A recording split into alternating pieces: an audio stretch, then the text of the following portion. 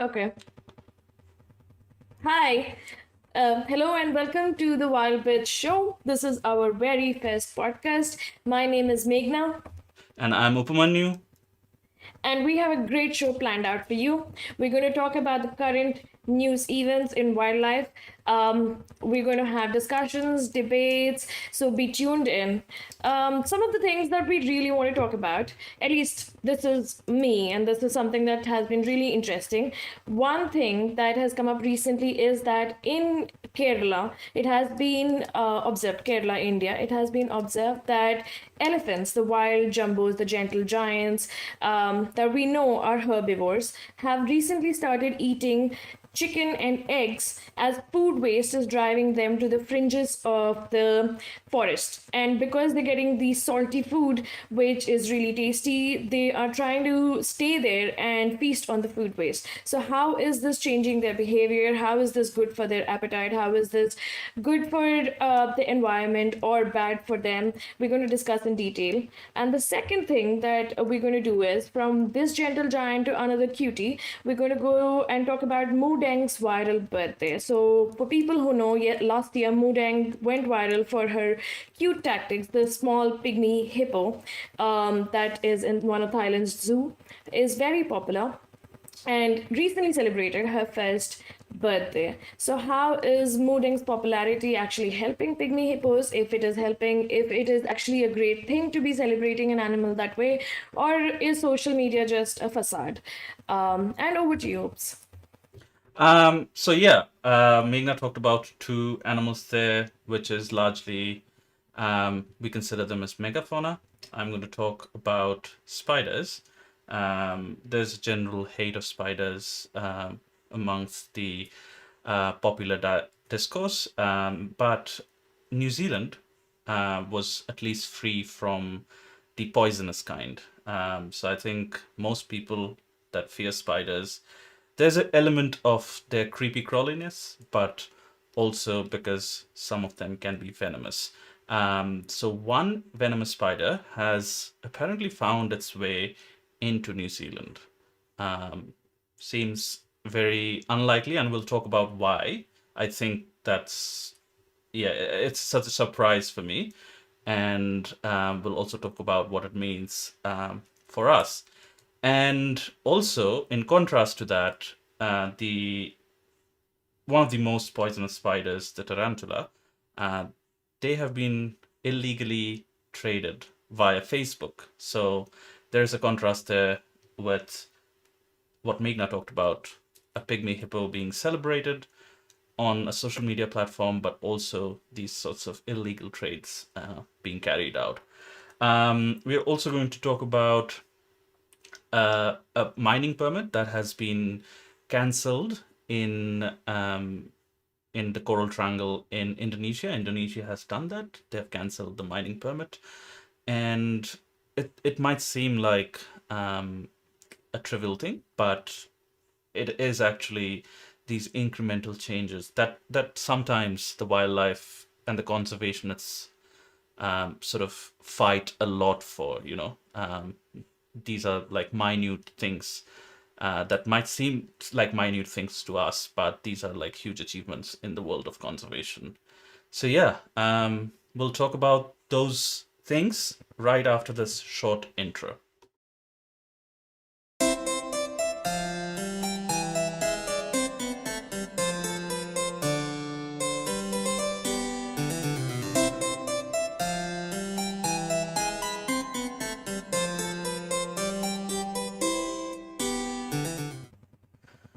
All right, let's jump straight into the spider nonsense, spider talk. So why did I say that like a spider finding its way into New Zealand is a strange thing to me? So if you guys are not aware, Meghna is going live. She's joining us from India, and I'm joining from Auckland, New Zealand. And if any of you have traveled to New Zealand, you'll know, or Australia, you'll know the strict sort of border biosecurity rules that you have to sort of go through. Um, And it is a it's big shock for a lot of people oh because you have to really, really, like, you have to clean your shoes out, you have to show every little thing in your bag, and people don't welcome it. They're like, why are you checking every little thing? You're not even allowed to bring, like, even a piece of fruit from outside. Everything is checked. Anything that is not in a sealed bag is not allowed. yeah, and like first time I think we arrived to New Zealand, our experience was the same, and we were very sort of mildly annoyed by the fact that it took so long to sort of enter the country. But like, as you take a moment to think as well, New Zealand is an island country, and for an island country and such a sort of secluded island nation, be it New Zealand, be it Australia, or any of the Pacific Islands, um, the ecosystems are especially prone to any sort of minor disturbance, and everything can has a chance of going haywire. So when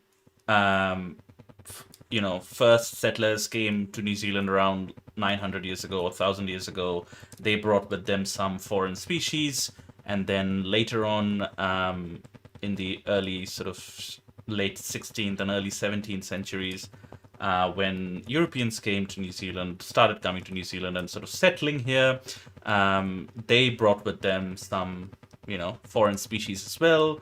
It wasn't Um, really some. They bought a lot of foreign species.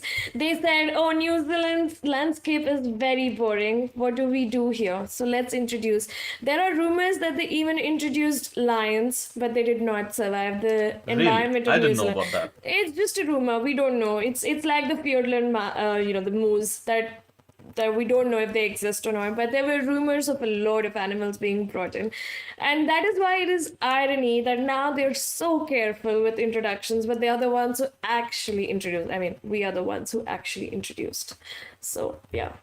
Yeah, and I think no, but also Meghna, I think like um because after because we have made these mistakes, like examples being possums that were imported from Australia.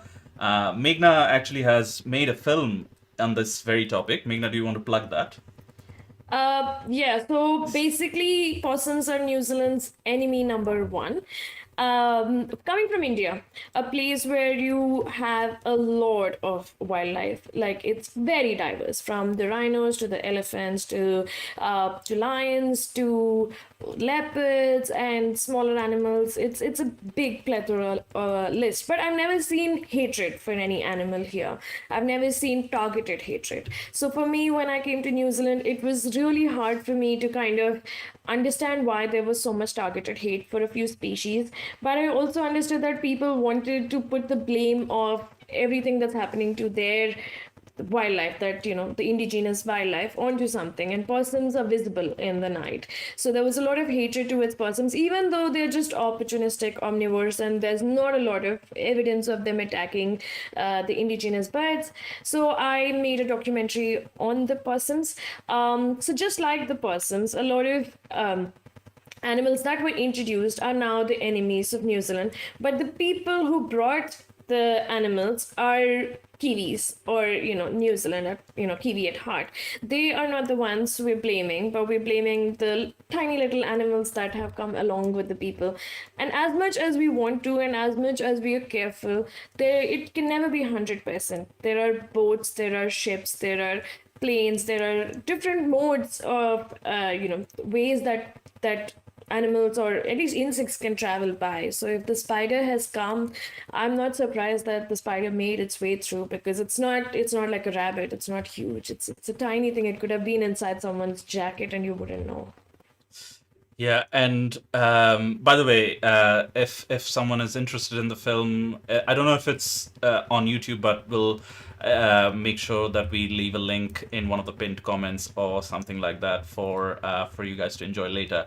But yeah, as I was saying, like as we have realized, and Meghna touched on this topic, like we want to go back. This is a global phenomenon. Like after we realize that we have made the environment worse, and not only like maybe targeting one species, but there's also like stoats that were imported from Europe to kill rabbits, which overpopulated themselves. But they ended up going for like slower, native birds and stuff. But anyway, so once we realize that, and once we realize the damage we've caused, we like 20 modern 21st century is filled with this fantasy of going back to something, some form of the natural world.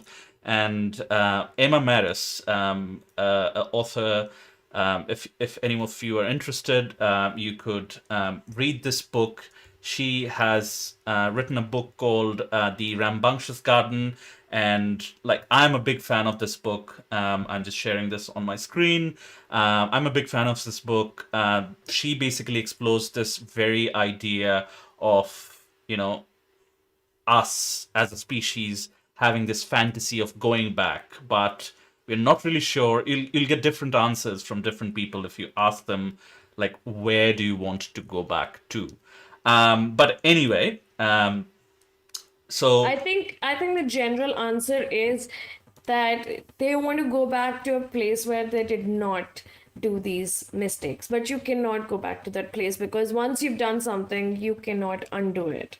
And I oh, think talking about the spider, New Zealand really prides itself at the fact that you can camp anywhere freely. There are no poisonous snakes, no poisonous anything, so you have campgrounds everywhere and free campgrounds, and you hike freely. So I think the spider would really bug them because there is nothing that can really, really harm a human. But now the spider coming into the entire, what do you say, the mechanic of things is going to throw them off a little. And it's a spider, so it's harder to try to exterminate it. yes, and I think yeah, that's at the heart of this sort of news report as well. So we've tried to so as I was saying, like since we have realized those things, we have tried to introduce these sorts of measures, especially in island countries where everything that you bring in are being checked. So I'm not completely against that. Like at least we're doing the bare minimum that's required to make sure that nothing else is being introduced. But as Meghna sort of alluded to as well, a spider, they could have hitched a ride anywhere, probably on cargo ships and boats and things like that. And like even though I believe the same biosecurity protocols are applicable for incoming cargo as they are for incoming humans, but detecting this spider would have been an impossible task. I'll just read like a gist of the news report that was published in the New Zealand Herald. So it says the venomous false widow spider conquering New Zealand. A new venomous spider, the noble false widow, has officially made New Zealand home, spreading across the country since its first sighting in Porirua last year. Again, I sort of went over why that is surprising for me, but again, maybe not as surprising as we sort of discussed. The spider's presence is concerning due to its association with antibiotic resistant bacteria. So it's venomous, but it's not like you'll die immediately like a real black widow spider. And though some spider bites have been linked to tissue necrosis, nausea, hypotension, impaired mobility, and sort of secondary bacterial infections, that's the bit that's concerning. That bacterial, if a bacterial infection happens, that infection might be resistant to the standard antibiotics. But the point Meghna talked about, actually, researchers are saying that it thrives only in urban environments around like gardens, outdoor furniture, often found under like pots and plants or in fence crevices. So,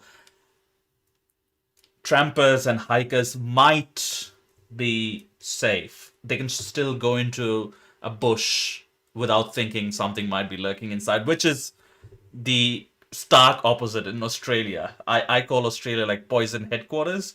10 most poisonous spiders, 8 of them are in Australia, something like that. 10 most poisonous snakes, 5 of them are in Australia. But yeah, and it says But it's venoms. Yeah. there is no way of knowing, like, New Zealand's wild, what do you say, like, when you go camping and hiking, it's all quite remote, so there is no way of knowing. I mean, in the urban environment we can look under our pots and plants and in our bushes, and we know the spider exists. But if the spider has traveled, and I don't think that there are spiders that do not adapt to different environments, they do adapt, so they can very easily reach. It's just that, for now, probably they think that this is the best place that you can find them, or this is the place that you find them the most. But there is still a risk. There is always a risk, still there. It's still new, right? So you don't know if they exist in the bushes or not. Yes.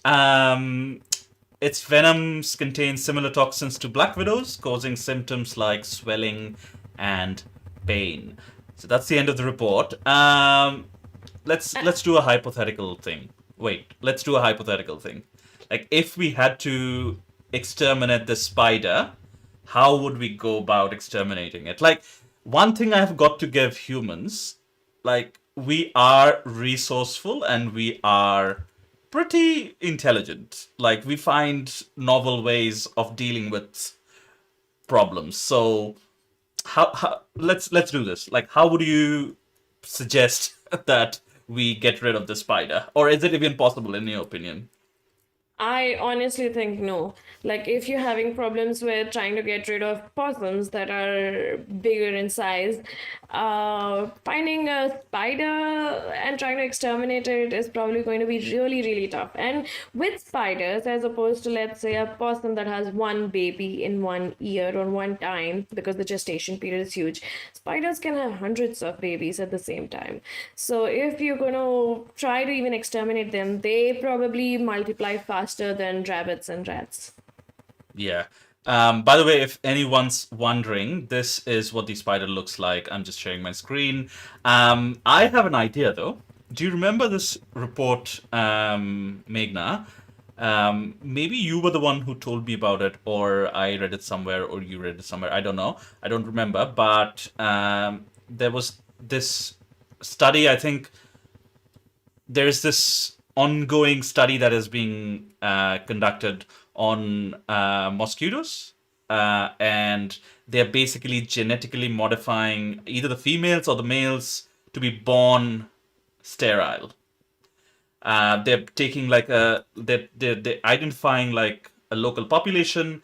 They're genetically modifying few of them, and then slowly, in a few generations time, the entire population dies out like a local population. They haven't tested I it on a big population yet. I remember this, but was it mosquitoes? Are you sure I it was think it was mosquitoes? mosquitoes. I think so. No, it wasn't mosquitoes. It was something else. Mosquitoes, really? Yes, I No, think. because I remember when I was doing the possum thesis, it was one of the animals where they were testing it on, but mosquitoes, really. Maybe they were no. I think the researchers you were talking to, they were also like trying that um On on possum, not possums. possums, not on Yes. possums, on some other animal which was in Australia. They were trying it in Australia, but some invasive animal in Australia that was similar. And they wanted to replicate it onto possums. This is what I remember, where they were trying to genetically reduce their population by introducing. Yes. Yes, yeah, that's right, and I think yes. So there are some CRISPR modifications that are being done on mosquitoes as well. I'm just sharing my screen. Yeah, these things are being done as well But yeah, so this is what it looks like. So basically, you make one of the two pairs that is required to reproduce. You make one of them, sterile, and then slowly and slowly and slowly it sort of um, goes away. Mosquito eradication could be possible by CRISPR gene editing. But anyway, I think if I was making the decisions, I would take that approach to these spiders as well. If it came to a point where we had to get rid of them for some reason or the other. I Um, think until and unless it's not really affecting the wildlife, we can just be a little more careful in the wild and try to eradicate, because I think the whole point of conservation, or the whole point of we share this planet with other animals, has to be inclusive. It cannot be either us or them, you know. I mean, if you're really doing the CRISPR gene editing, I think it's required on us as well, the amount of people that we have. I mean, I think one of Dan Brown's whole book is on that.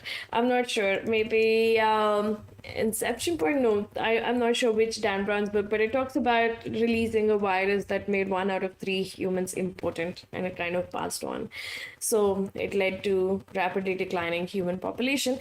But we don't like to talk about, anything that affects us as a species. We would rather kill everything else than us. But with this spider, I think, I mean, and the spider is cute. I mean, look, it has transparent legs and everything. It's cute. Not everyone will find it cute, agreed. Most people won't find But it cute. but we need to give it a chance, like, I mean, we can't be like, oh, this has come, the first thing we do is kill it, or the first thing we do is eradicate it.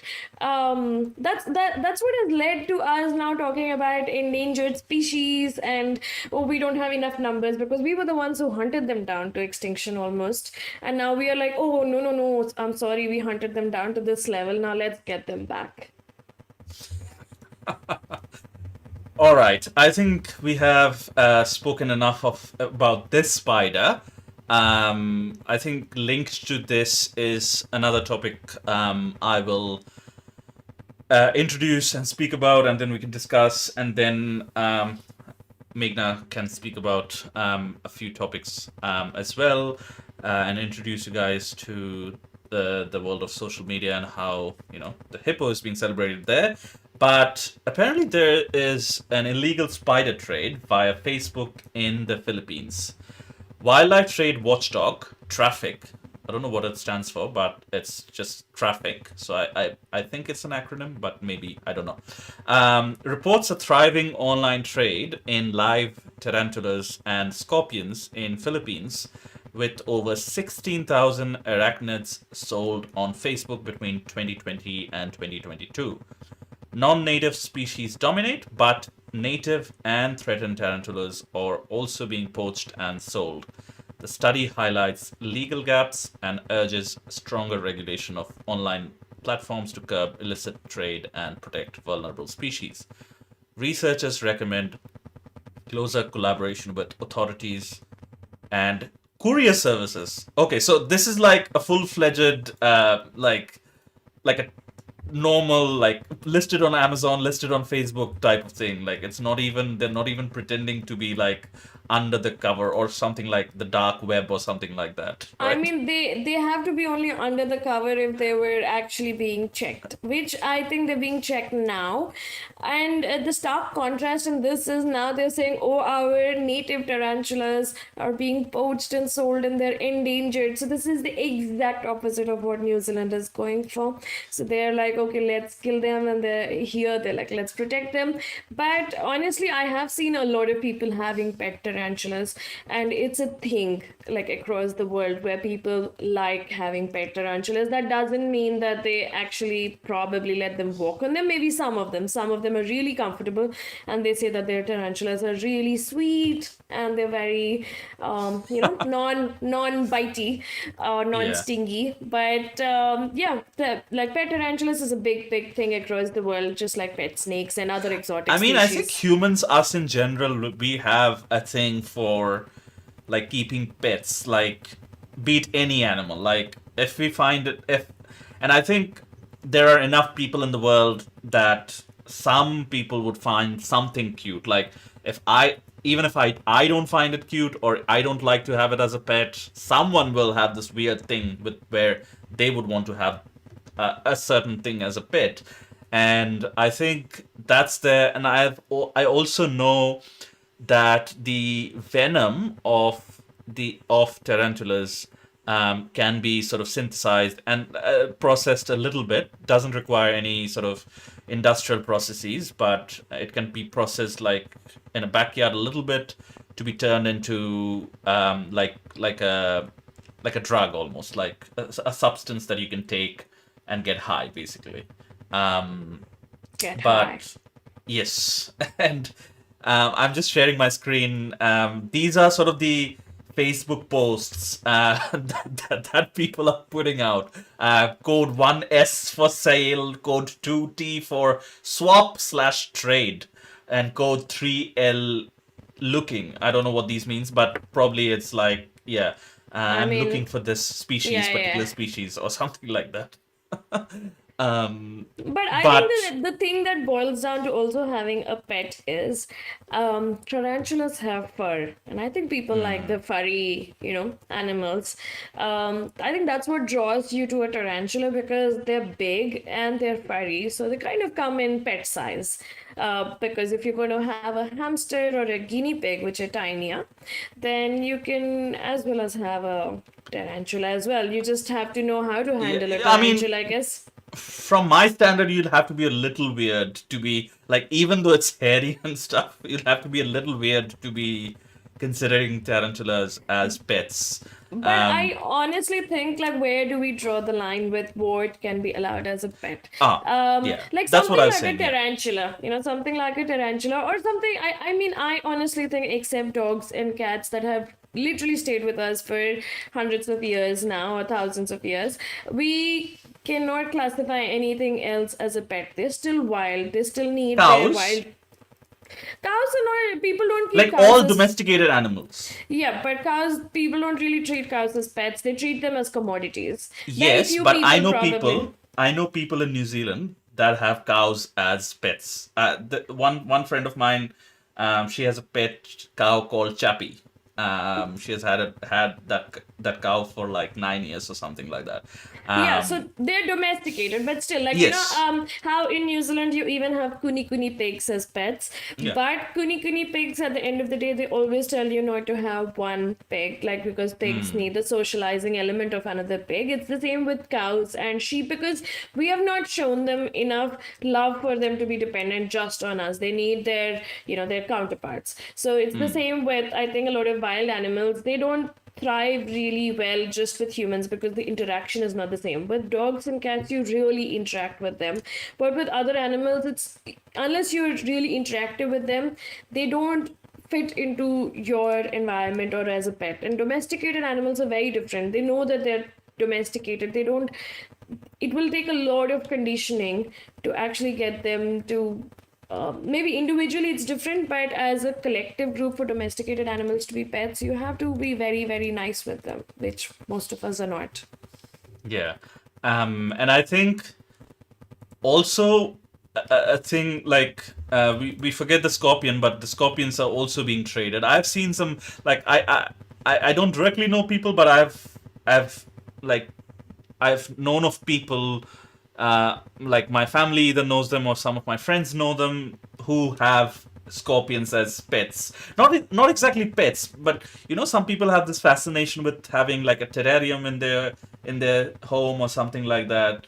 They will have a scorpion in there or something like that. Why would you Um, have a scorpion in a terrarium? You literally don't open your terrarium. no, Like the if whole you want to create concept. like a desert space in your terrarium, I put a you know. scorpion. I mean, that sounds just like a trinket or something like an ornament. It doesn't really sound like you want to have a pet. You just want to show No, off that you have a scorpion.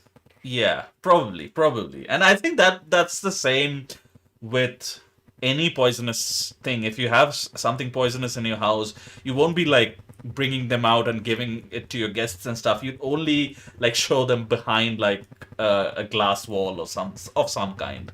I would hope. I would hope.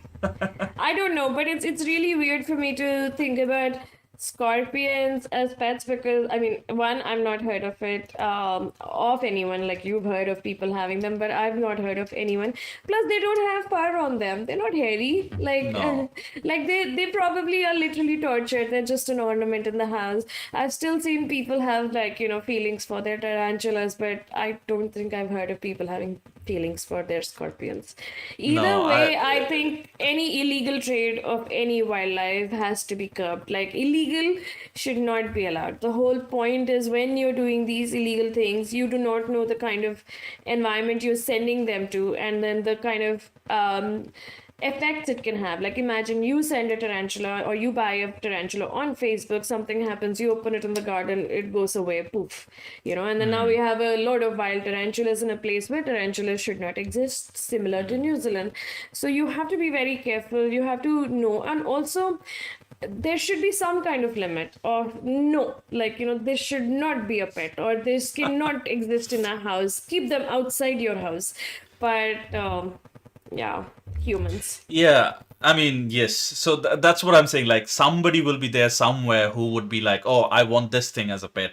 And I think you touched on a great point where you're saying like, being introduced in an environment where the ecosystem around you hasn't really evolved, like the other animals hasn't really evolved to control your population or help your population or anything that goes on in an ecosystem.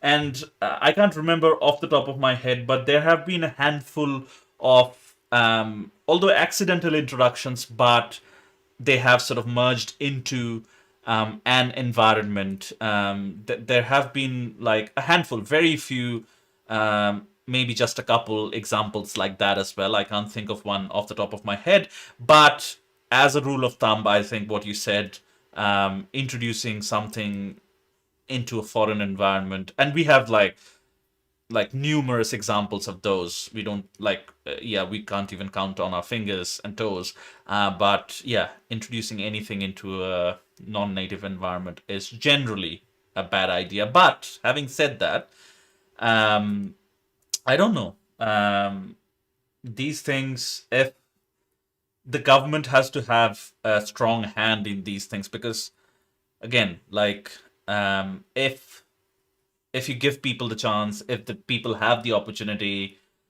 humans will do almost anything for surviving and Yes, but I mean, we're earning. talking about native tarantulas that are Yes. endangered. So the government has to step into that because if you really want to save your native tarantulas, then you have to be serious about it. I mean, 100%. if you really care about your wildlife, then you have to be serious about it.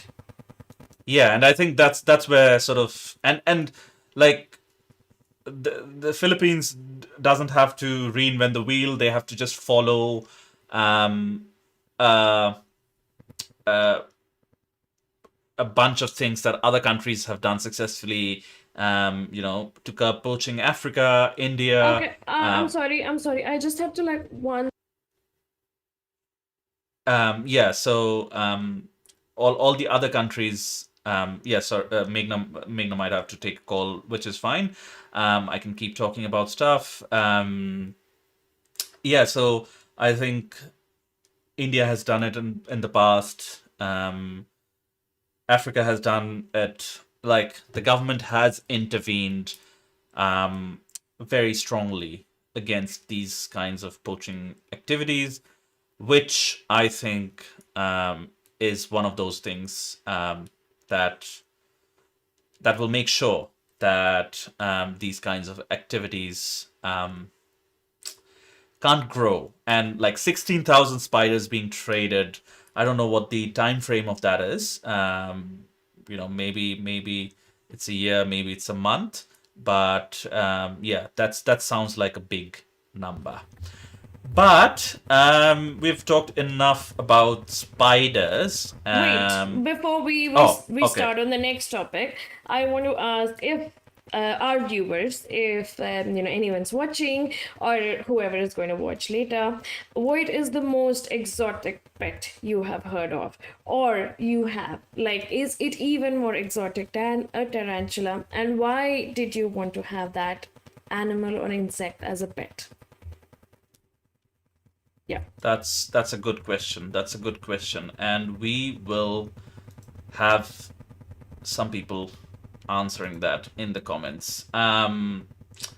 Cool. We've talked about spiders. Let's talk about a different animal. Meghna, do you want to introduce one of the topics you want to talk about? Yes, so because we spoke about spiders in New Zealand, where Oops is right now, let's talk about something from where I am right now. So in India, as you know, India has a big population of elephants. Maybe not as big as Sri Lanka, but there are Or great Africa? spots, or Africa, but the African elephants are different. We're talking Yeah. about the Asian elephants here. Yes. Okay. And the Good point. Asian elephants, I think the biggest population is Sri Lanka, as opposed to India. Is what I know. I could be wrong, but yeah. So elephants are known as herbivores. They are huge. They're gentle giants, but you always see them in the forest, breaking a branch, eating leaves, and you would never ever imagine them eating meat. And in India, in Kerala, because there are these roadside restaurants which are You at the you say that villages. very you say that very very casually, like you would never see them eating meat. Like nobody would even dream of elephants eating meat. No, there was some reel I was watching of this family does these quizzes, and they had their little girl and someone like quizzing. So they asked name an animal that eats meat, and one of them answered tiger, which was fine, but the other one answered elephant, and it was really funny. And the other girl was like, elephant, really? But now when I think of it, I'm like, oh wow, she isn't wrong now. But yeah. So, but imagine what it can do. Like I don't know if you've ever heard this story. Oops, but when I was little, I was told that you could tame a wild elephant if you took like a ball of rice or a ball of ragi, which is one of the flours that you get here, and you add a little bit of salt into it and just feed it every day. And when if you feed it every day, then over a couple of months it will come looking for you because it wants that salt. And then you can actually tame it because it starts That's listening actually to a very you. good point because salt in nature is very rare for some reason. I don't know why, but salt is a precious commodity in the natural world, right? Every like humans at one point, we as a species used to go find these salt licks, or as now many animals do. We used to go to salt licks and get salt for ourselves as well, and we don't realize the importance of salt in our diet because it's such yeah, we don't think twice about it, but yeah, it's a precious Oh, commodity in the yes, natural yes. world. You've seen those photos. I don't know if people have, but mountain goats, they would be on almost like 90-degree vertical cliffs, and they just go there to lick the salt off those cliffs Yes. because there's salt. So, like animals go to a big extent. I mean, like Upaman you mentioned, we do not realize the importance because we get salt in supermarkets. We get it in packets, and you just like sprinkle salt or put salt freely. And as Indians, I mean, we use salt even more, I guess. But when you don't have salt, you would literally crave for salt. Imagine when you have something really bland and you're like, oh, it's missing some salt. That's the first thing we say. We don't even talk about anything else, but we say, oh, it's missing some salt. And it's the same thing here. So now that the animals are really used, like these elephants have started feasting on the chicken and eggs and porotta, which is one of the breads. Like it's like a naan, but it's a bread that's local to Kerala. Now they've started really enjoying it. And who wouldn't? I mean, like as humans, we know that if we get get some junk and we get some tasty food, we would not have the healthy food. So I remember once I was speaking to a researcher and he said there is enough in the jungle for the elephants to survive. But when they come to the forest fringes and there are these jackfruit plantations and these banana plantations, and you can get what do you say, all these tasty juicy jackfruits and bananas, then they don't want to go back into the jungle and just eat normal plain leaves. And this has been one of the, I think, the biggest human animal conflict areas where you're bordering the forest and you have fruit plantations. But with fruits, at least it's not hampering their dietary patterns. But with something like chicken, we don't even know what it is actually causing to their system at the moment when they're eating chicken and eggs, and you don't have a stomach to stomach it. You're not even an omnivore. At least as humans, we're omnivores. We can switch, but elephants are not omnivores, so their stomachs are made in a certain way with certain digestive juices that cannot digest such food. But they're going for it because they've gotten the taste of it, and it doesn't matter if it is good or bad. And honestly, I mean, as a wild elephant, you do not know if it is good or bad for you, as long as at least you're getting something that's different from probably your mundane leaves, and you're like, okay, let me feast on this. Which brings up the question of how should we effectively manage this waste, and how would we know what it is actually leading to. We really need to, the government needs to take efforts, because elephants are so important, I mean, for the environment. And if you're not going to take care of them, who will? So you really need to make sure that the waste management is happening effectively. If that is not happening, I don't even know. I mean, what is the next thing that the elephants are going to do? Like are they going to charge and start feeding on us straight away? But yeah. I think it's a long shot for elephants becoming like man eaters or something like that. But definitely, if they are coming back for it, that means they have got like a taste for it, definitely. And yeah, I think it certainly will affect their biome. Elephants, obviously they're bigger animals. They have a far more complicated stomach. So that means and I think, like, humans, again, we are such a successful species because of our high level of adaptability. We are very, very adaptable to a range of different conditions, which is the reason why we are such an impact on the natural world as well, where other animals like struggle to adapt themselves. So, in saying that, what I'm getting at is this would, like, a processed food and our spices and whatever, oil also, these are not very natural in their diet. So Kerala, I think they probably have some spices. I don't know, because Kerala is like a place where a lot of spices grow as well. But definitely not oil and processed fats. So yeah, that we don't know. Do you know, Meghna, if there is any research being done on? I I don't know if there's any research. It's really really new. This news is Hmm. quite new.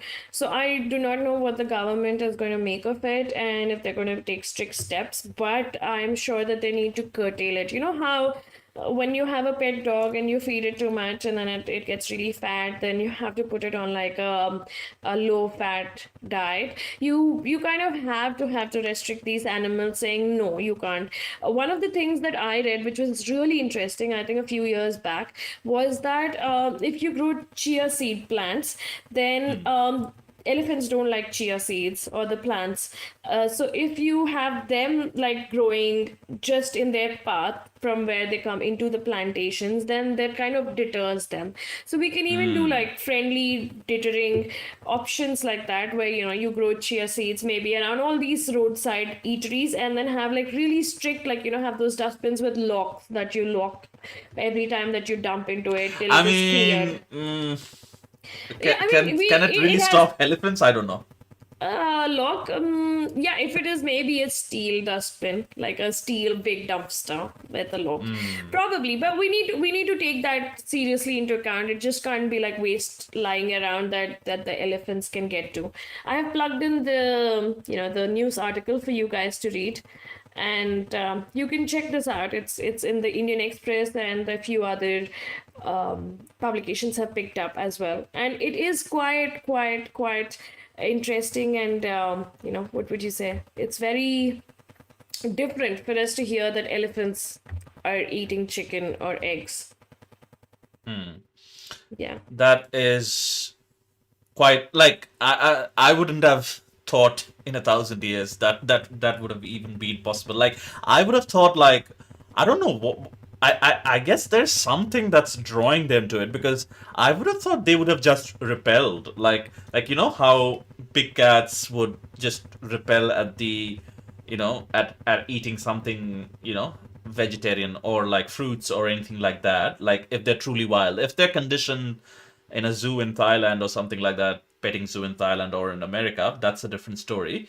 But like a wild tiger or a wild big cat wouldn't really eat anything that's vegetarian. So I would have thought that the elephants would be just plain repelled by. I Uh, think I think what I read, I think in this article, I'm not sure, but it says, let me see. It says that elephants need up to 80,000 calories in a day, if I'm not wrong. So when they go into a jackfruit plantation or a banana plantation, they're able to like get your calorie count in for the day within a few hours. And something like, I think all these greasy, oily, salty food items also contribute to feeling full faster. So it's going to have a negative effect for sure. But it is taste, like taste, I think taste over everything. I mean, even when your pet dogs or your cats reject something, it's because they don't think it's tasty. And it's the same thing for us. I mean, if we think this is not edible, we do not want to have it. Taste mm, is everything. So I don't think they view it as meat yet, because they just kind of like, just eating it. But when they realize that it's something that's probably not good for their stomach, they may stop it. We do not know. But we need to be the ones to actually make sure they don't have access to it. mm, mm. Which how would you like you suggested some things that we could do, chia seed plantations and uh, like a stainless steel or like metal dustbin holders or of some kind, and then locking them up. Um, how would I Or approach this? yeah, or maybe like have the garbage dumpster come when the outlets close. So maybe like just before nighttime, or whenever you see the elephants Right, actually like if you right. if you know Changing the the schedule yeah. based on the elephant's schedule. Yes, because the elephants definitely have a schedule and they come according to that timing. So if you know that, okay, this is the timing, then maybe you can get the entire cleanup process also done according to that. Yeah.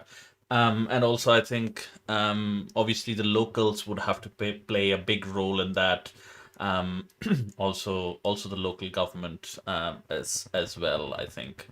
Um, cool. Do you want to talk any more about this, or should we move on? I think we can move on, because I mean, as interesting and surprising and shocking as it is, um yeah, we just need to digest that fact now. And probably the elephants also need to. But moving ahead, how about we talk about the mining permits? Oh, brilliant. Yes, we can talk about that. So, I'll just read out the news gist that's here. So Indonesia cancels Coral Triangle mining permits. Indonesia has revoked mining permits for four companies operating in Raja Ampat, a biodiverse marine ecosystem. And like this first sentence is such an important one. Like for a country to do this, and I don't know if any one of our viewers know, but this decade has been termed the decade of the ocean, 2021 to 2030, and we are like halfway, almost nearing halfway through it, and that's why probably you'll see a lot of ocean based content going on, ocean based philanthropy. Follow the money. Somebody said to me once, always follow the money. There's a lot of ocean based philanthropy that's going on at this current time. So basically, if you're what is called NGO, if your NGO is focusing on ocean issues and ocean stuff, then you are more likely to sort of get funded and get some philanthropists involved. And there are documentaries about the ocean. David Attenborough did his recent documentary on the ocean, which I found, I'm a David Attenborough fanboy, so I found it very beautiful. But yeah, we don't what I'm trying to say is we don't realize the importance of the ocean because we are primarily land dwelling animals, we humans. We don't realize the impact ocean has on us directly, like not even Oh, indirectly. yeah. I think people don't realize that more than half of your oxygen actually comes from the ocean, not from land. And I don't know if you've seen these reels recently, but they're all diving related, and people are like, 71% of land is water. You don't like water? You don't like fun? Are you just having fun on the 29%? Like, what kind of human are you? Like, what kind of person? It's really funny. But also, people who do not know about Indonesia or about diving, Raja Ampat is a really diverse place. Like, the marine diversity is mind-boggling. I think it's even mentioned in the gist that Oops is going to go ahead and finish. But if you're a diver, Raja Ampat is like here. Like, you want to go to Raja Ampat and dive once in your life. It's that amazing. It's that beautiful. Yeah, and I think both of us, Meghna feels very strongly about the ocean. She's a diver. Both of us are divers, so we do feel very strongly about the ocean. But Meghna more than me, in some cases. But yeah, Rajampat is really up there in places you want to dive at and you want to get under your belt. So yeah, it's cancelled, revoked permits for four companies, not one, not two, four companies operating in Raja Ampat, which is a beautiful and biodiverse marine ecosystem. The government cited this again. Government cited environmental regulation violations. This this sentence is so counterintuitive to me, sounds very counterintuitive to me, so that's why I'm very excited that the government has done this. Government cited environmental regulation violations. Yeah, governments and science really doesn't, like, politics and science doesn't really go very well together. They're always at different ends of the spectrum, 9 times out of 10. Yes, but I think we need to take some things into account. Like something in the US right now, they're giving like left, right, center permits to mine in the ocean. But Mm, in Indonesia or Southeast Asian countries, which are mm, developing, I mean, if they can take the stand against mining, these countries which are mm, still developing and need mm, that money from mining, if they can say no, it means a big thing. It means that the tourism or the tourism or the money coming from the tourism of these places like Raja Ampat, where everything is pristine and they want more of the world to come and see this pristine area. That is more important than mining is really nice to hear, because you don't hear, I mean, everyone everywhere is so capitalistic that if you hear a little bit of a social angle or a giving angle or a CSR angle, I mean, it'll be probably called GSR, but yeah. mm. But yeah, I mean, it's just so nice to hear that they have revoked mining permits. Yes. And it exactly goes on to say that conservationists praise the move to protect coral reefs and marine life. Raja Ampat is home to 75% of hard coral species. That, yeah, you can, like, even if you don't know about marine ecosystems and what those things are, like, 75% is a big number. And having some like 75% of something in concentrated in one place, yeah, must be a big thing. Anybody can tell that. 75% of known hard coral species and large shark and manta ray populations. Again, um, as villainized, not only sharks, like all top predators are in some ways, villainized in popular culture in some way or the other. You know and I think we don't realize how much of a role top predators play in an ecosystem. So yeah, so it is really biodiverse, basically trying to say that. The area is considered the epicenter of global marine biodiversity and a critical habitat for growing reef mantas. Yeah, it is a really great thing, and I think I would like to give an example of something like protecting the bio like ocean that has actually helped in you know the stuff that we take from ocean, like fishing, uh like protecting a huge area off the coast of Hawaii has actually, because that's a safe sanctuary for marine animals, fish, where they come to breed. They are basically laying their eggs there because they know this place is a sanctuary.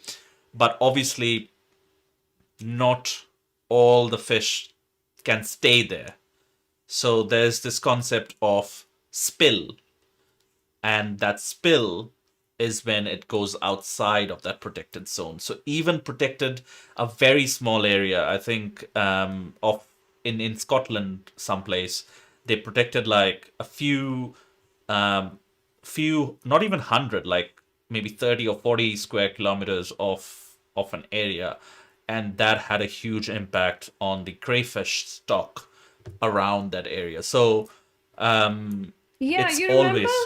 we saw another documentary as well. Like, I don't know if it was in the Philippines or Indonesia, but they had a protected area and they had completely like stopped fishing in the area. It was protected. Mm, You couldn't take anything. And because of that, certain populations had recovered and they were spilling on. So we do not realize how much conservation helps until you actually take a hard look at it and you stop it, because I think the locals were concerned about some fish species, the population, yeah. Yeah, I deteriorating. remember the documentary. I can't recall the name. It'll come. But it was a beautifully shot. There was this old man who was starting off the documentary. He was narrating his life and how he used to like spearfish and free dive and things like that.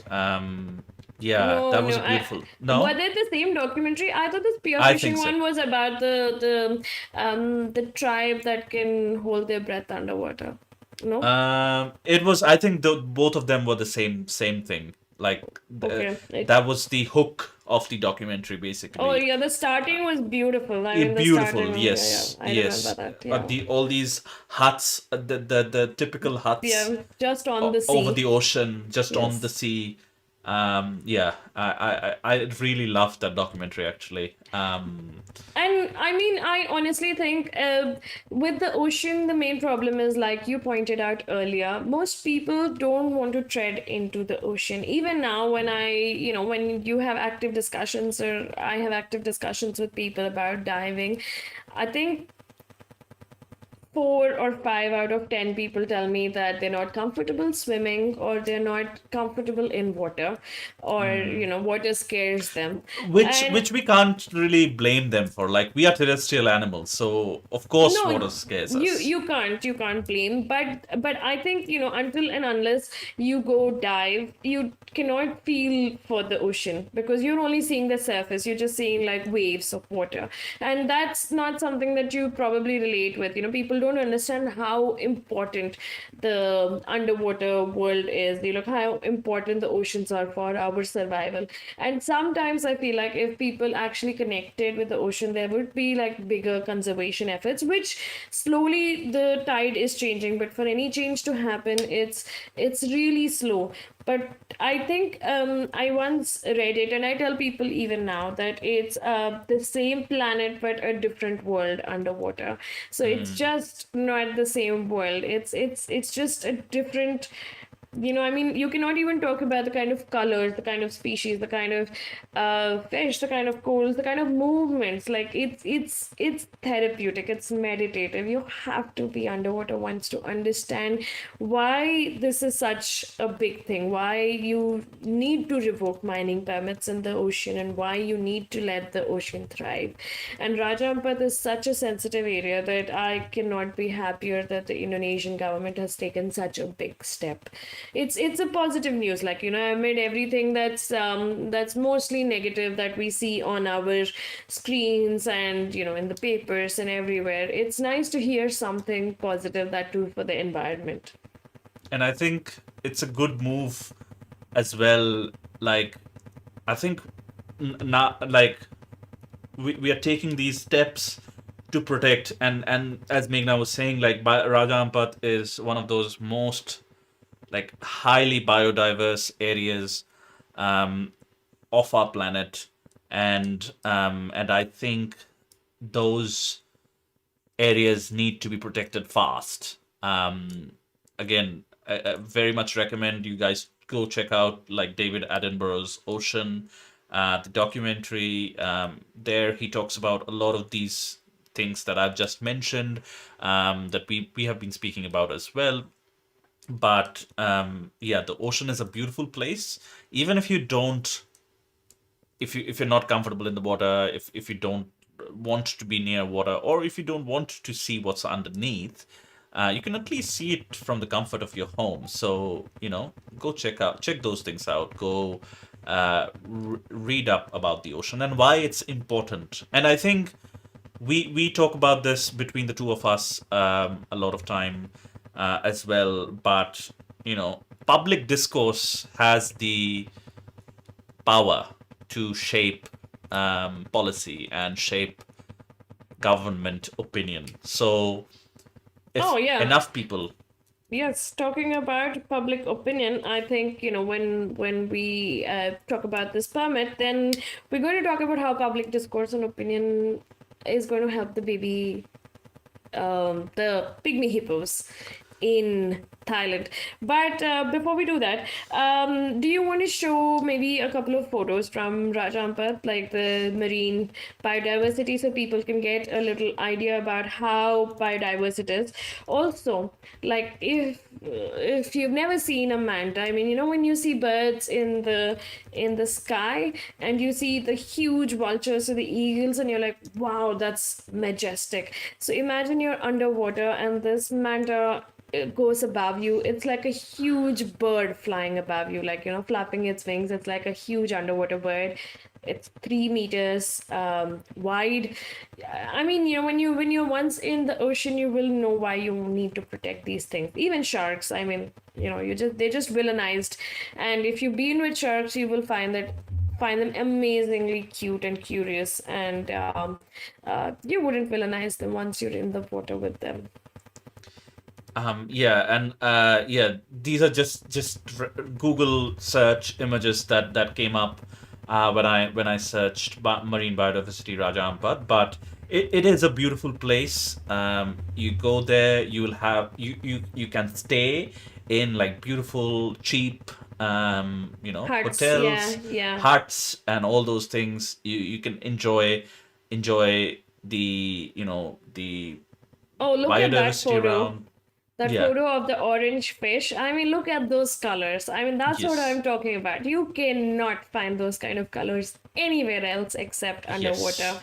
It is Um, phenomenal. Oh my God, look at that photo. You can see a black-tip reef shark, and you can see how close it is to the accommodation or the building that is being shown. Oh, that is just heaven. yes. And it is even if you don't if you don't appreciate being in the water, which we can fully understand. Not everybody does. These sort of Pacific islands, if you visit near the ocean, they will have huts which have like glass bottoms underneath, and you can enjoy some species at least from the comfort of your deck or veranda or like balcony or whatever you call them. But yeah, you can literally enjoy that biodiversity from there, Uh, and also it gives a boost to the tourism there, which some part of it I would like to think goes back into the conservation of these species. I'm not sure if Raja Ampat has glass boats though. I mean, No. it's I don't know. I've not heard of it though, but a lot of places do. Like a lot of places do, but I'm not sure if Raja Ampat does. I do Okay. know that there are certain places across the world where you can take a glass boat and see the species. It probably Yes. would be a good idea, but I'm not sure. I've never. I mean, I think maybe because primarily I always read diving posts, so I've never seen like glass boat posts.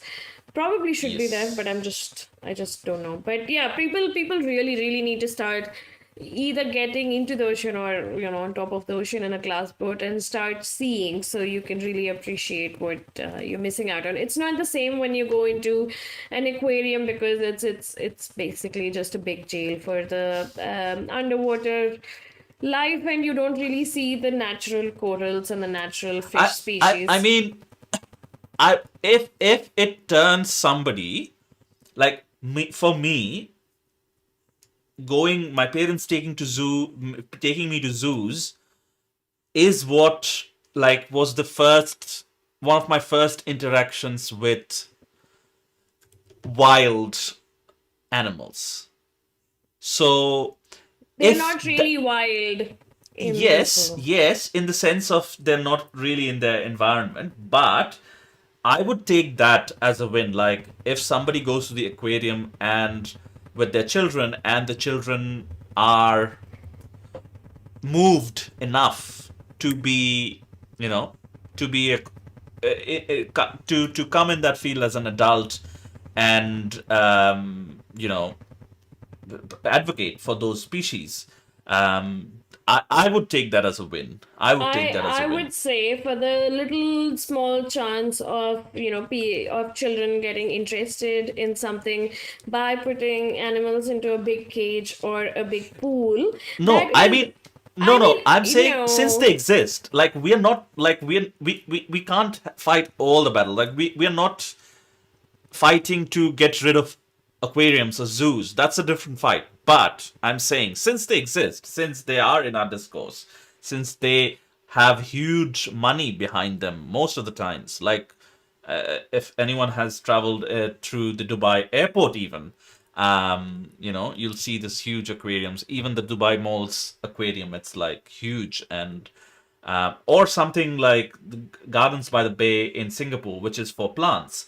Um, if people get inspired and moved because they're there, like we're not getting rid of them anytime soon. I don't think so. Um, Yeah, so sadly. sadly, Sadly. yeah, no, that I But agree with.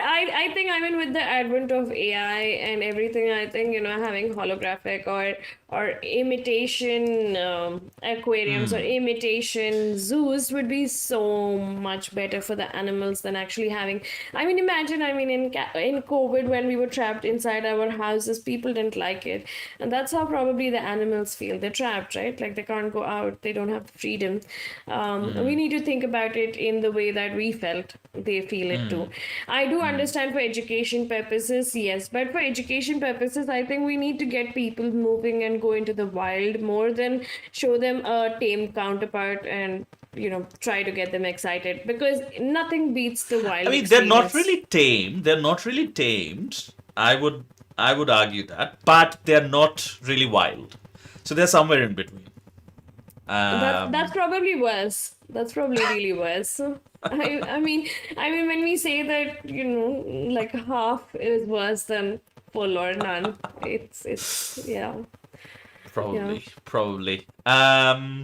But okay, talking about zoos, unless you want to like add something on this topic. No, I've exhausted my things. Yeah, to talk I about mean, on this. a last line I would just tell people is go and explore and give the ocean a chance. You will fall in love with it. I mean, what you see in the ocean, you cannot see anywhere else. And once you're underwater and you have that experience of your first shark or a first manta ray or even the first triggerfish, it's Yeah, don't throw them something. at the deep end of first sharks. Maybe first corals or first kelp or something like that. Maybe, but yes, but I mean, I would honestly and strongly tell the viewers or the subscribers that please give the ocean a chance. Now, talking about zoos, we go to the crowd favorite topic, Moo Deng. So Moo Deng is a 1-year-old pygmy hippo at Thailand's Khao Kyo open zoo. Now I don't know. I might not be pronouncing it properly. Yeah. So it's an open zoo, and Moo Deng, as people know. Let me get this up first. Um, 1 second. I can probably get it up if you keep talking. Yeah. So yes. So then Mudeng became popular when she was just 2 months old, and this is because the oh I can get it up. I can get it up. Don't worry about it. okay, okay, yeah. 1 second. I think the Guardian is telling me to, which I understand, but yeah. No, you can To keep talking donate. about it. I've gotten it up. Okay, you've gotten it up. So Muden Yes. got popular when she was just 2 months old, and her caretaker started putting videos of her just trying to like bite their shoes or just sleep or eating, and it just won people's hearts, because I think the thing with people is they like anything that's cute and that's tiny and that looks like it's just Do you want to helpless. tell people what the research is that you researched for your film? What defines as cute for us humans? Oh yeah. So anything that resembles a human baby is considered cute for humans. So like human babies are pudgy, they're round, they're fat usually, and they have big eyes. And their heads are like bigger than their bodies usually. Anything that defines cuteness with especially the eyes, I think like it kind of is an automatic response on humans. So which is why people are really drawn to like puppies or kittens because they're tiny, they're big eyes, they look and they're helpless. So I think that's the one of the major factors that humans feel like, oh, I need to protect this thing. So that's like an involuntary response bonds that people or humans feel with babies, and it's the same thing. And with Moo Deng, that's what happened. I mean, she was tiny, she was fierce, but she was still like a light, little, helpless little cutie. So, and because of her videos going viral, the zoo got like phenomenal amount of people thronging Yeah, of to the course. zoo. And now, when she had her first birthday, it was a 4 day celebration, and it Wow. had a big baby. I think it had a big pygmy hippo cake as well. But there is a video in this link. I don't know if we can play the video, but it is. Yes, I have played it once. I'm playing it again. Yeah. Yeah, so we're playing the video where she comes near her basket of veggies and leaves, which is a part of her birthday celebration, and she is seen eating it. There were people from as far as the US who came just to celebrate her first birthday in the zoo. Now, while this is great for Moo Deng and for the zoo, but what does it relate to? Like, how does it relate for other pygmy hippos? And if you know about pygmy hippos, they're only found in, I think, Liberia and one more country. They're very localized. There are only around, I think, less than 3,000 wild pygmy hippos left. But Moo Deng's popularity and the social media, even though they are transfixed on just Moo Deng, apparently, and let me bring up this other article. Um, what do you think about the I think yes, and we can probably so fewer than 2,500 pygmy hippos remaining in the wild. Liberia, Sierra Leone, Guinea, and Cote de la Voix. I don't know. Yeah, these are the 4 or 5 places that pygmy hippos are found in. But what I think is we can draw parallels to this situation to different parts of the world where there's this one animal like we know of Machli from the Indian forests, who was this huge and became this huge icon for tiger conservation. We know of Sirocco the kakapo from New Zealand, like a parrot who became like the conservation minister. Like, he held an official office at the government. So there are parallels to this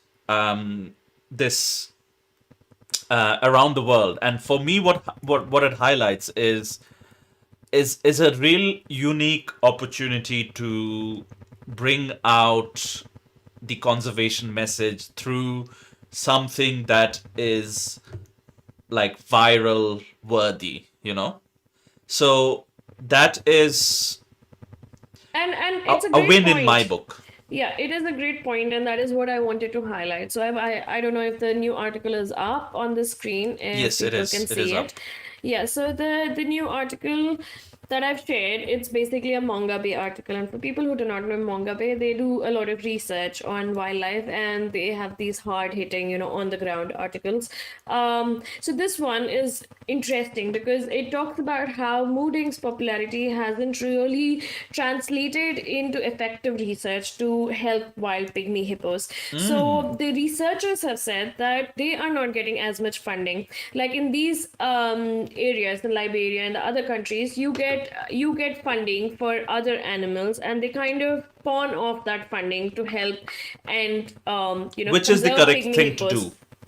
Yes, but pygmy hippos, like I mean, Moo Deng's popularity should help her wild counterparts, which it isn't. But now they're talking about the zoo kind of tying up with that project, with the wild pygmy project, and because the zoo is getting a lot of, what do you say, income or revenue from Moo Deng, they want to donate a part of it to the research, and then the research will probably provide like these GPS collars so they can track the pygmy hippos. But we really need to talk about, I mean, when there are less than 3,000 in the wild and we are celebrating one pygmy hippo like crazy, we need to have that same affection for all of them that are in the wild and want more Moo Dengs to exist.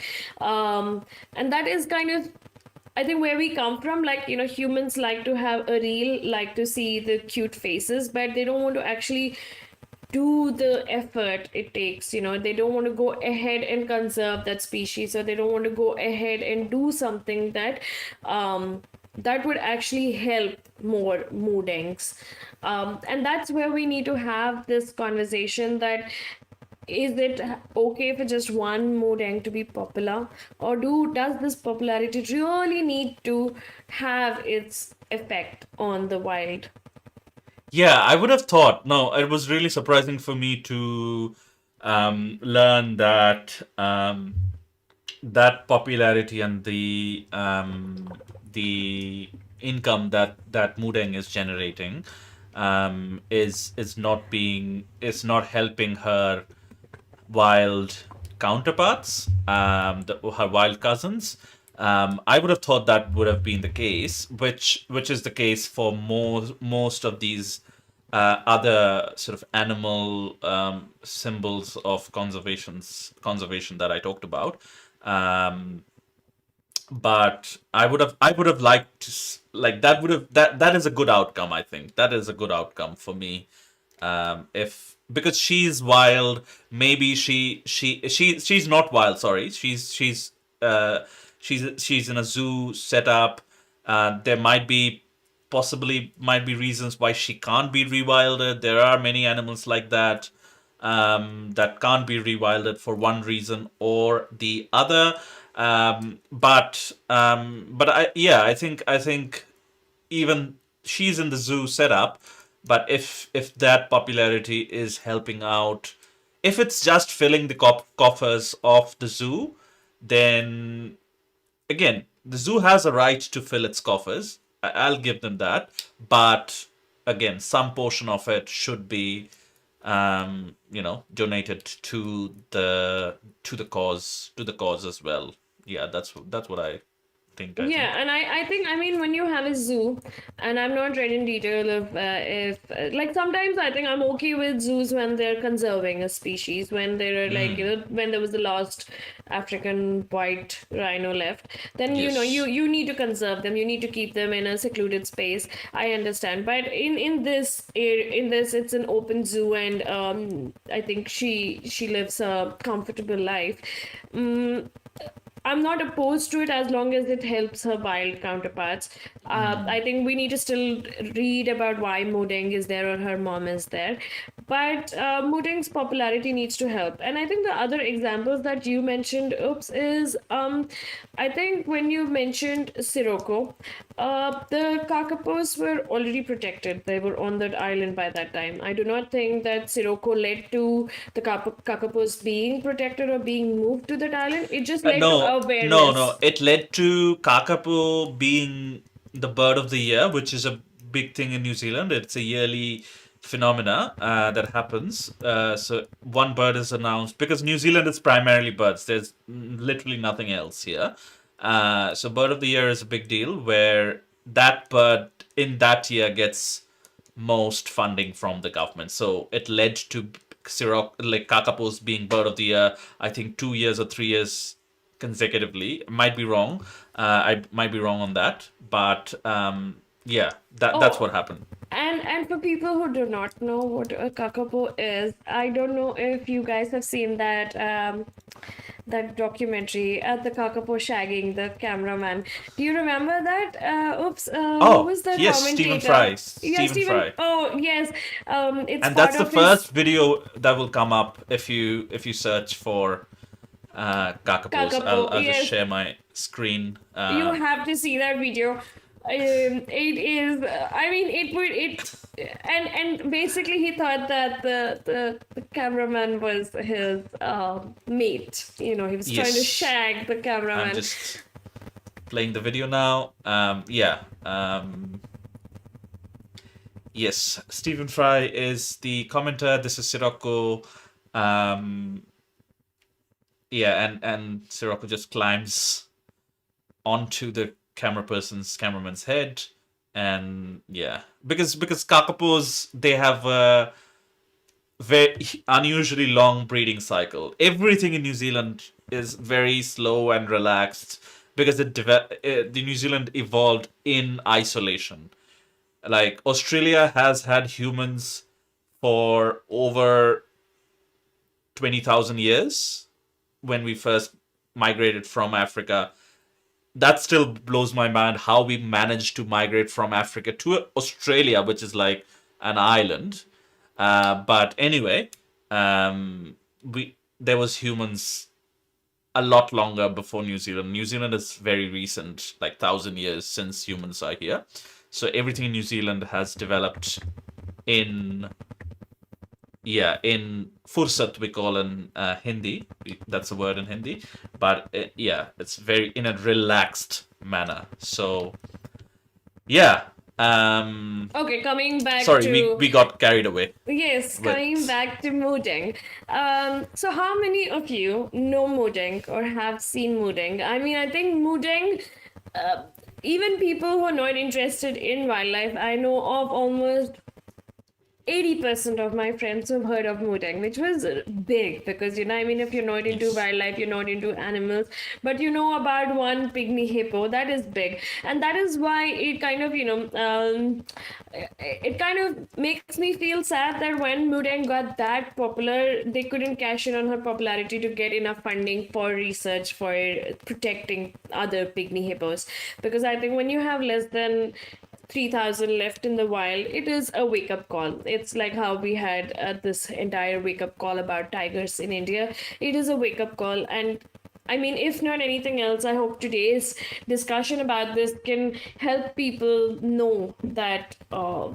We need more Moo Dengs to be protected, and for people who didn't know what Moo Deng translates into, I think it's called bouncing pork in Mm. Thailand. And there were, I think it was a whole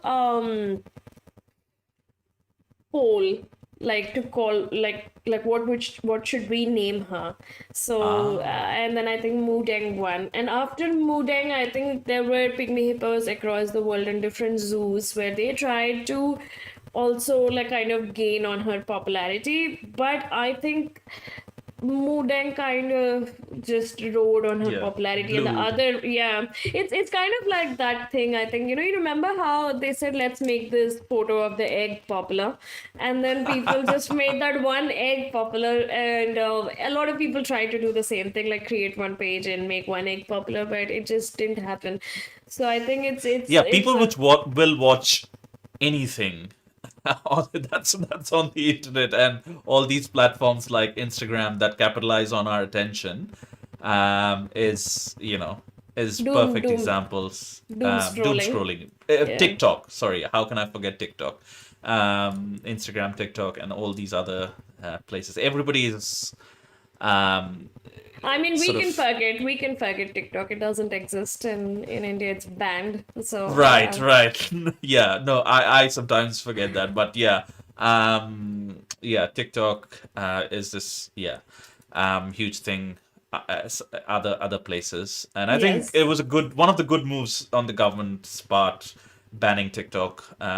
Yeah, maybe. No, that's just because of India and China and the friction. Right, right. It's not because I mean Like it TikTok led to needing a to be good banned. outcome, led to a decent outcome, I would say, in my book. It's a win I in my book. I think the doom scrolling still exists with or Still without TikTok. exists. Maybe we just banned some really whatever content would have come Extreme, yeah, extreme from content. India, but that's about it, I guess. That's But back to mooding again. back Now to we Modang, back yeah to Modang. we're back to Yes. mooding.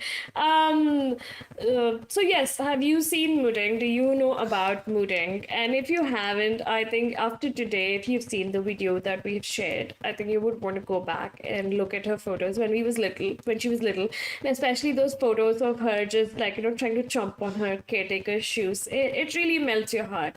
And I mean, we can do a little more than just go to a zoo and look at an animal. We should want to save their wild counterparts. After all, we share this planet. It's not just us, it's all these animals on this planet, so we really need to take that into account. And Mooding's popularity needs to really help her, not like literally but like figurative cousins in the wild. Yeah. Yeah. Um.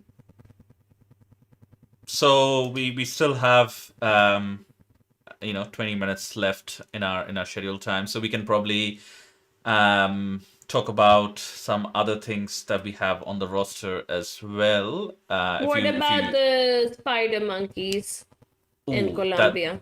that sounds nice. I also do want to touch on the hornbill calls part, but we can talk about the tiger monkeys a little bit.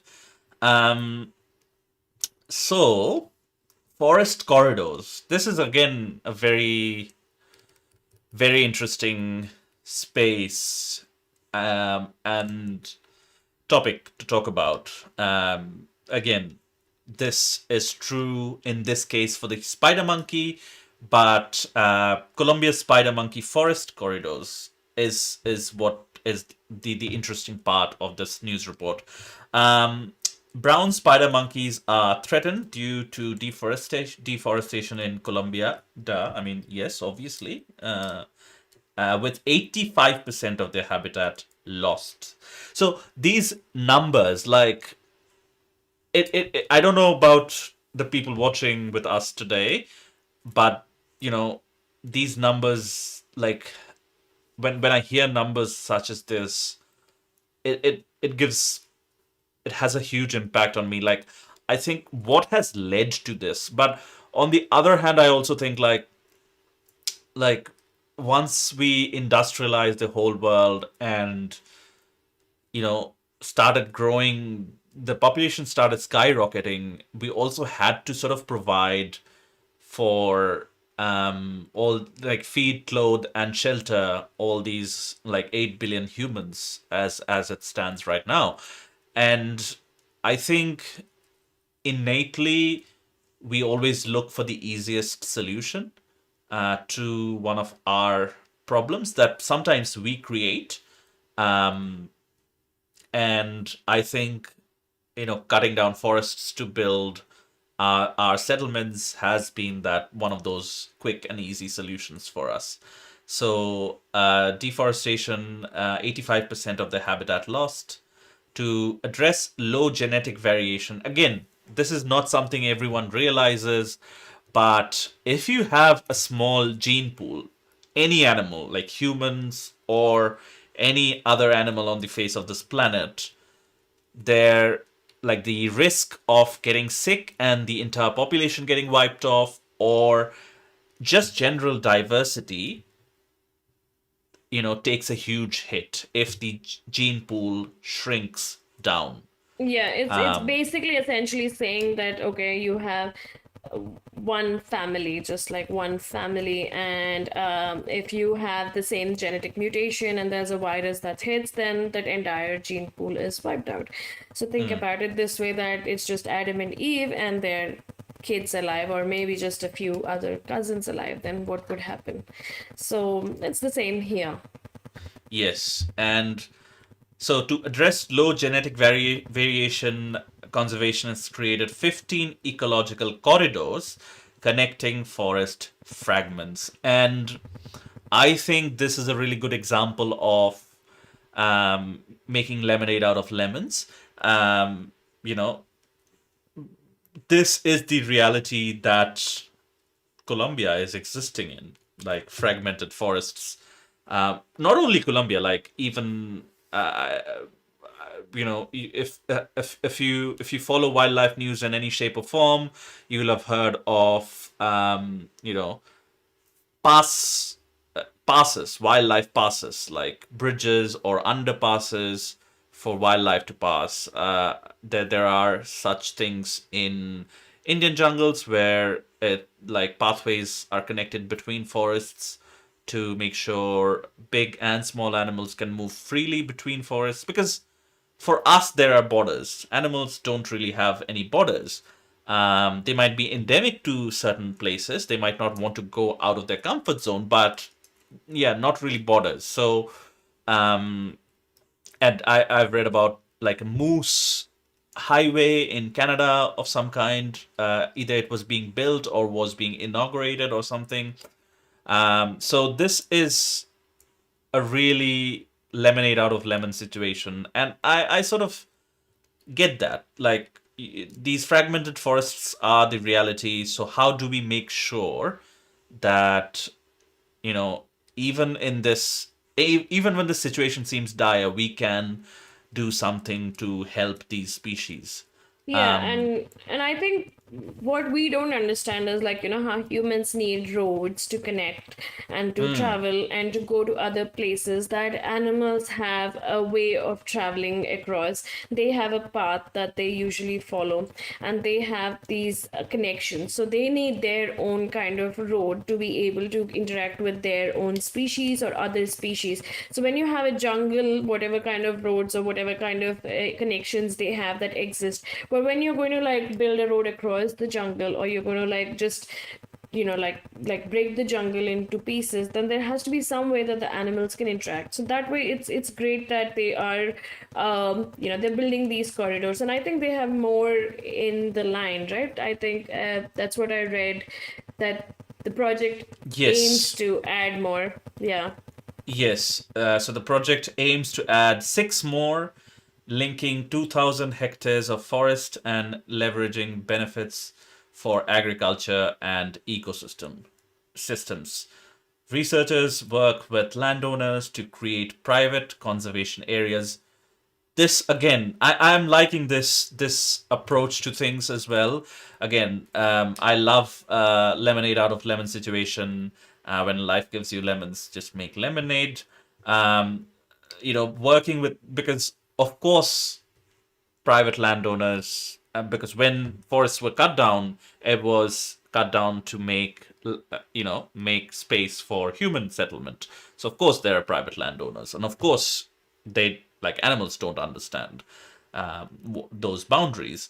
So working with landowners to create private conservation areas, this is a really good approach as well.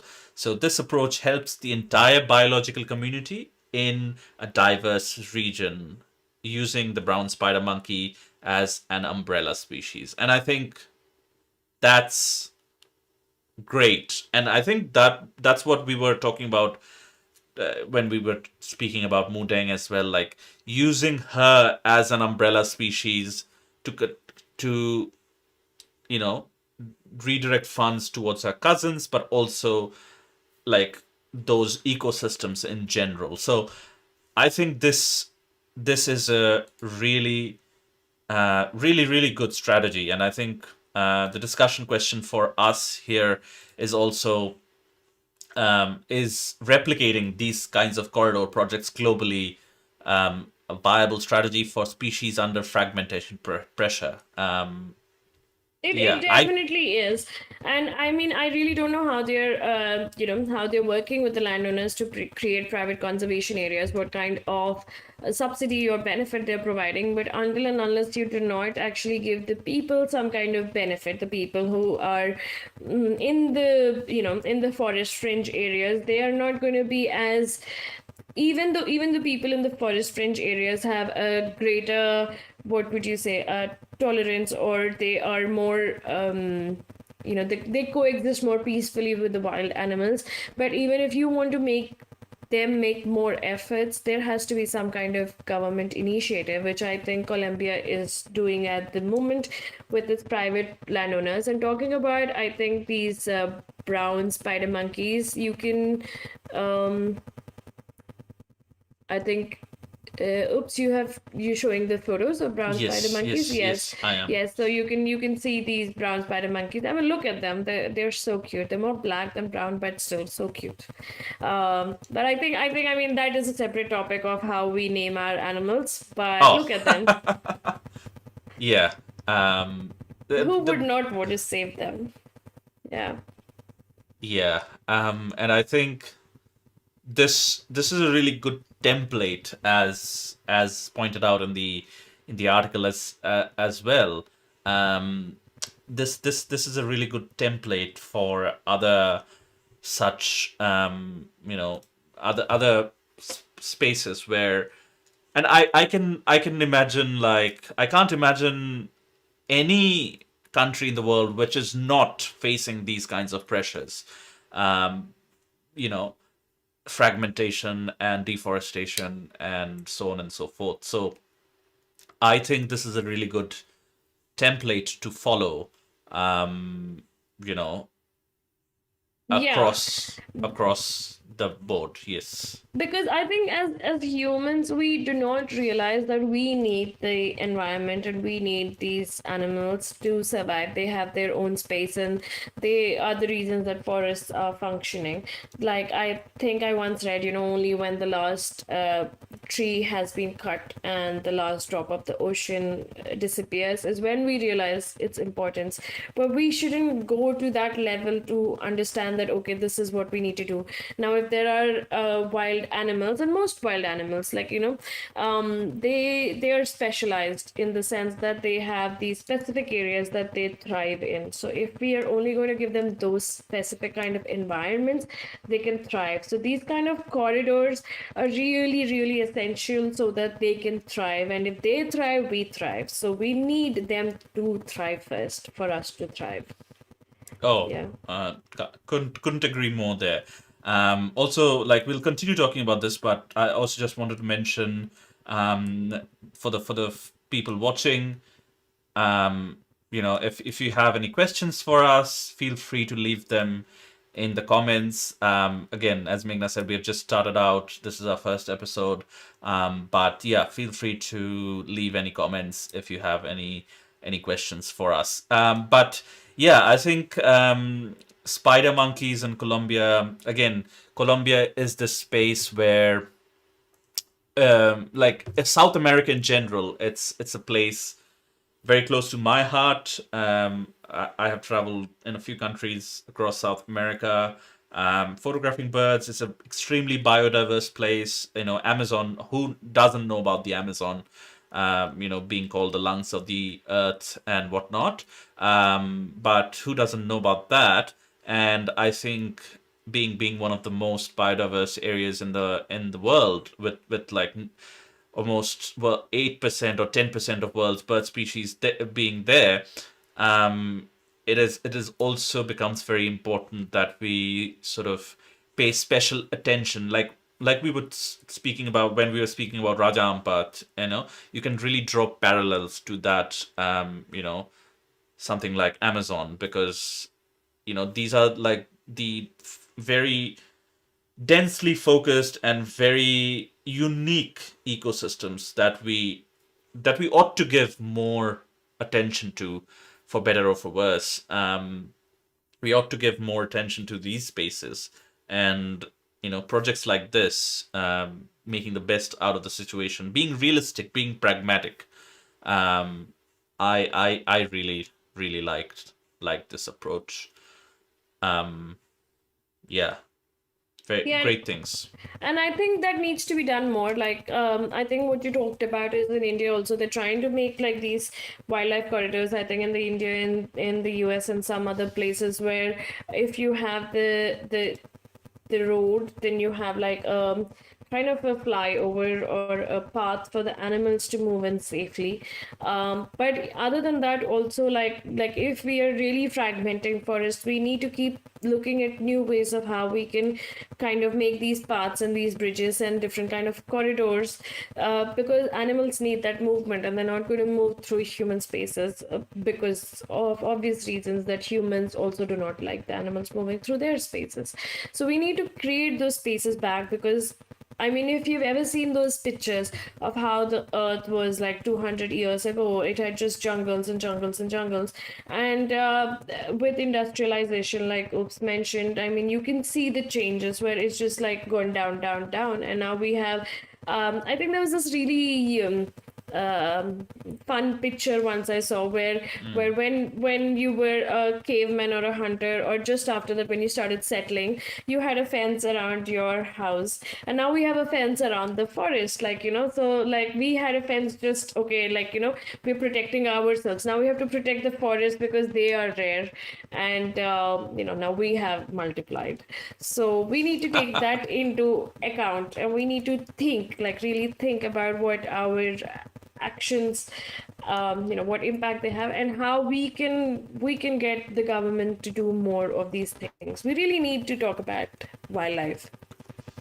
Um, yeah, and I think like as we said multiple times in today's discussion as well, um, I think like we need to realize how much of an impact these things have on us. Like it is very easy, and like it happens to like Meghna and me as well. We're not immune to that, but it's very easy to sort of forget what's going on, and not be in touch with what's going on in the natural world, to stay in our urban environments, in our homes, buying meat from the supermarket, buying vegetables from the supermarket, and not realizing what went behind it. I'm not saying that we should now go and stop consuming those things, but being generally aware of things, and I guess making that effort to contribute in whatever way possible, whatever way you see fit. If you can make one tiny change, what would that be? Sort of that sort of an approach. Again, I love the approach of making the best out of the situation. This is the reality, being pragmatic. This is the reality of stuff. How do we move on from here? And I think the book I mentioned at the beginning of this episode, Rambunctious Garden by Emma Maris, she also dwells on this idea of um, making the best out of the situations, accepting the novel ecosystems, and not having that dream always. It's good to dwell on that dream of like we want to go back to this pristine environment, and as we said, like the answers will be different depending on who you are asking, where they want to go back to, or where they want the environment to go back to. But I think there is also another approach to things, which some of the topics that we discussed today clearly highlights. There's another approach of you know having and protecting what we have, but at the same time also respecting the wild spaces and how we have evolved, like how we can best coexist with it. Yeah, what's your thought on that, Meghna? No, no, sure. I mean, I think we need to have that kind of awareness, those conversations. We need to be more a part of the environment, and I think it's getting harder and harder because our detachment from nature is getting wider and wider. Like I feel like when I was growing up in Gurgaon, where I'm from, it was a jungle. There was nothing. Like there was not even a supermarket around. Um, it was wild. It was free. You And now had it's like this futuristic city. yeah, um yeah, it's known for its, these liquor shops every 500 meters away. So it's known as a drinking hole, and it's known as a millennium city. But yeah. but that's where I think we need to see what we really want. And even now, like people escape cities for vacations and go to these quiet spots. So when we like those quiet spots, shouldn't we be like spending more money on trying to have more of those quiet, peaceful spots when where you can hear the birds chirp or other animals? Like that's what we need, and we need more of these forests. We need less of the high rises and more of the forests. It's easier said than done.